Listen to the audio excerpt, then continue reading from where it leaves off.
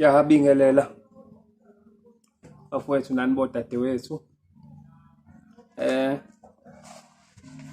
Ngibingelele nje ngokukhulu ukuzithoba. Ngifuna nje ukudlulisa into ezimbalwa ezingakusiza nawe ube susiza abanye. Khona izinto bafethu esizikhulumayo singanaki, kanti omubi usengenile. Khona lento ethi emthandazweni ungayibheki nokuyibheka intombi eseyiganile omunye umuntu, kuyisona esibi lokho. Lento wengayisho umdali wezulu nomhlaba ngoba engazi ukuthi wenzani futhi eyidlalela nje. Yonke into ayisho uShembe usuke enenhloso, ngikubeke kanjalo. Kodwa-ke khona izihlakaniphi ezihamba zincokole ngisho nangento kaNkulunkulu. Bathi ungayibheki nokuyibheka le ntombi vele uyithathe uyifake endlini. Engathi bafethu singakuthandazela ukuthi omubi asizuze, ngoba ngelinye ilanga inyanga yezulu yathi iphethe inkonzo yayisithi okungabafana sekuyishintshile lento yabhalwa uShembe ethi ungayibheki nokuyibheka intombi eseyiganele omunye umuntu. Kuyisona esibi lokho. Ithi ungakwenza okwenzayo kukuvune la emhlabeni, kodwa ngale kweliza kukhale sami isicathulo. Uyazi abantu ababesethempelini bathi mabephuma bancokola ngaleyo nto bathi hawu nimzwile ubaba etekula ngayo lento, okusho ukuthi uyayithanda. Anombheka uShembe akuyona into yokudlala. Yizwa amazwi akhe ekugcineni uthi ungakwenza okwenzayo kukuvune la emhlabeni, kodwa ngale kweliza kukhale sakhe isicathulo. Uthi akaphikiswa nje uthi mangikukhomba ngithi shona la ngishona khona undizisa okwephepha. Kodwa indaba isuke ngokuthi okungabafana sekuyishintshile lento yabhalwa uShembe. Nase sinye islogeni esizobulala ibandla singanakiwe. La ekhaya umuntu ogcina umthetho ukuze ayeke ukugcina umthetho kaShembe uyekiswa ngabanye akhonza nabo. Ayekiswa abantu abangaphandle. Bathini-ke abantu abahlakaniphile? Makukhona inkosazane la ekhaya engazidayi inwele, ngodayi laba, engazishisi futhi inwele ngemithi, engazipendi inzipho, engazifaki inkophe, engaruji umlomo, engabafaki opawuda ebusweni. Kusuka abanye bathi hayibo uQhawekazi lona intombazane enjena, hawu inqudulu kwasha kwacima babeka amagama thi uQhawekazi. Uma ingane yabantu iwiki iziphele amandla, igcine naye singena kushoni wabantu abaphikisa uNkulunkulu, kodwa beyibeka kamnandi kuthiwa uQhawekazi. Nangala einsizweni, uma kukhona insizwa ehlele emthethweni kaNkulunkulu uShembe afika sifundisa wona, ingaqonywa lensizwa ngoba ithi ifuna ubungcwele ukubugcina, ingashefi, ingayiphungula intshebe, ingazidayi inwele.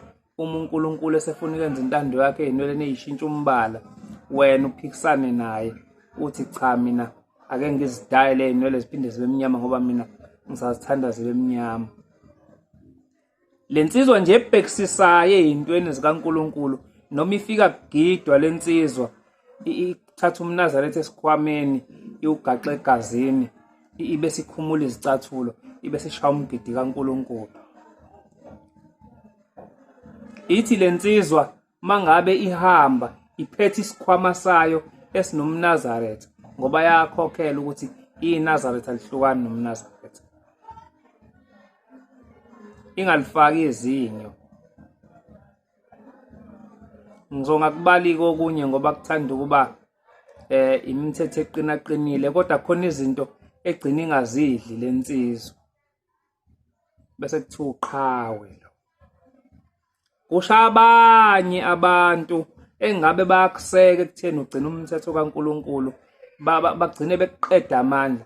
Abanye abantu engibaziyo ebewugcina bewuthanda umthetho kaNkulunkulu baphelile namhlanje amandla beqedwa yithini esihamba nabo. Simbheke omubi ngoba ithi inkosi ngelinye ilanga ise-emelo omubi akusiyo indoda embi emnyama engaqhamuka la ubese uthi awunanga omubi. Uthi omubi ugqoka umNazaretha aphathe isicephu aphathe iBhayibheli afika ahlale nawe la makuguqwa naye makuhlatshelela ahlabelele naye. Anize nimgadeke omubi bafethu ngoba sigcina samathuluzi akhe. Lento kaQhawe noQhawekazi eyomubi ngoba ibulala kakhulu abantu abagcina umthetho kaNkulunkulu.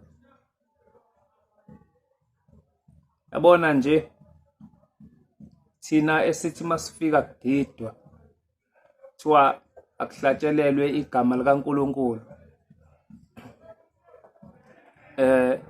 sibe sesikhumula izicathulo singene kulayini.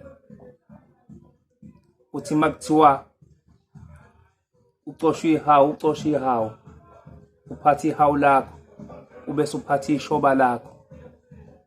Uthi angiyifuni le nduku ngoba le nduku yamabhinca lesingenisile. uShembe uthe ufuna ihawu wathi ufuna ishoba. Uma mina sengakho kwami okushuthi mina ngingumphiki Shembe ocashe ngengubo emhlophe. Uqaphele futhi nokuthi nje uqhamuke nezinto zakho la ukuthi uzomodify noma uzothuthukisa into kaNkulunkulu. Lento ifuna yabona mangabe usuyinazaretha ngempela. Ayikho into kaShembe kubhora uma uyenza.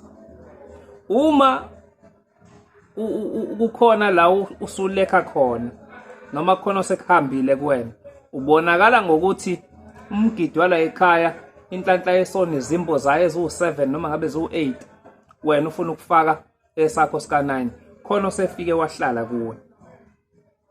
Njengoba usufaka isimbo sika9 nje ebuShembe wathi ezu8 khona osuhamba naye.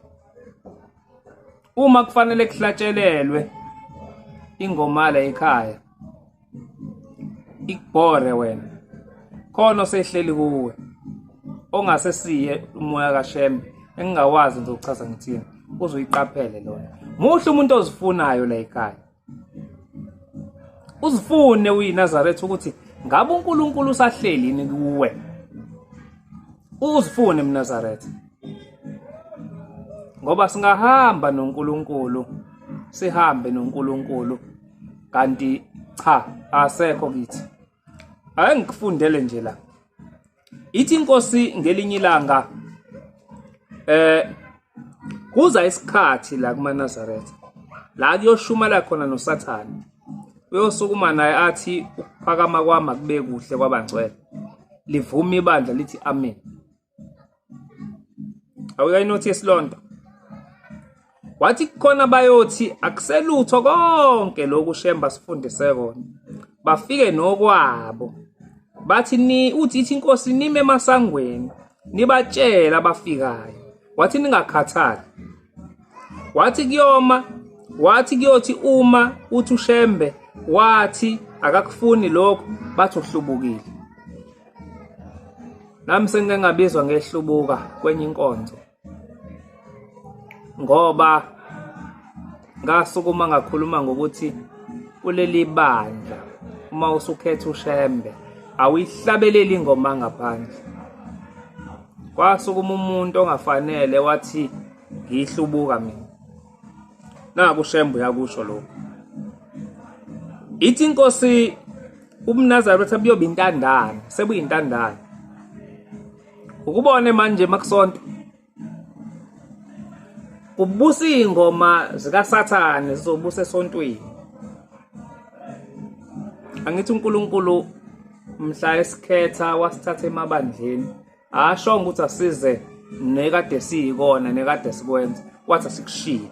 Wafika wathula okusha okula ebandleni lakhe lamaNazaretha. Uthi uShembe bayosho ngomlomo bethi bayamthanda 100% uNyazi ngomlomo, kodwa bemzonda ngezenzo. Siyamlandela uShembe uNyazi LweZulu ngezenzo, noma sisho ngomlomo sithi 100%. Wathi kuJeremiya Dlamuka endulini, owayengumakho wezindlu zasekuphakameni, owayeganwe enye amadodakazi kaNkwanyana umazi weZulu. uNkwanyana-ke enye indoda eyaba nesibindi kakhulu, ihanjelwe ingane yayo. Yafika athi Shembe, ngeke mina ngithi uNkulunkulu, le ngane yami uzoyivusa njengoba kuthiwa umazi weZulu nje.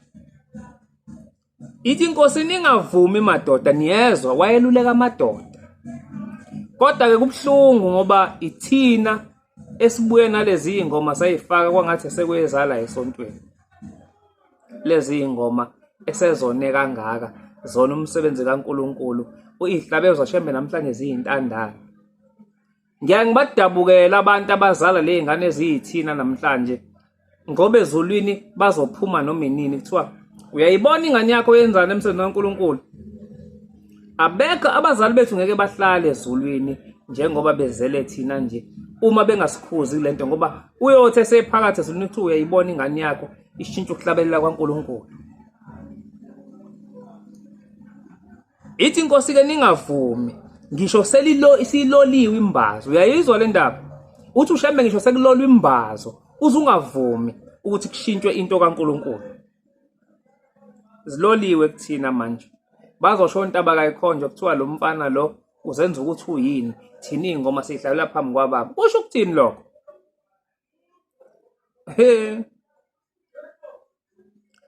Ithi noma isiloliwe imbazi ikhanda selisogodweni uzungavumi, ngisho sebekubeke phansi bethi sokunqamula ngale mbazo, vuma ukuthi uShembe uyayithanda lezi hlabelelo, vuma ukuthi nawe uzoyihlabelela, uzungavumi. Ummele uNkulunkulu, umele amadoda amathathu. Ayisithi Magwaza niyeza, ibuza kumfundisi uMagwaza omdala. Ithi inkosi, akukho kunye nginifundise enganenzela kona ngaphandle komthetho kaShembe, nize ningavumi.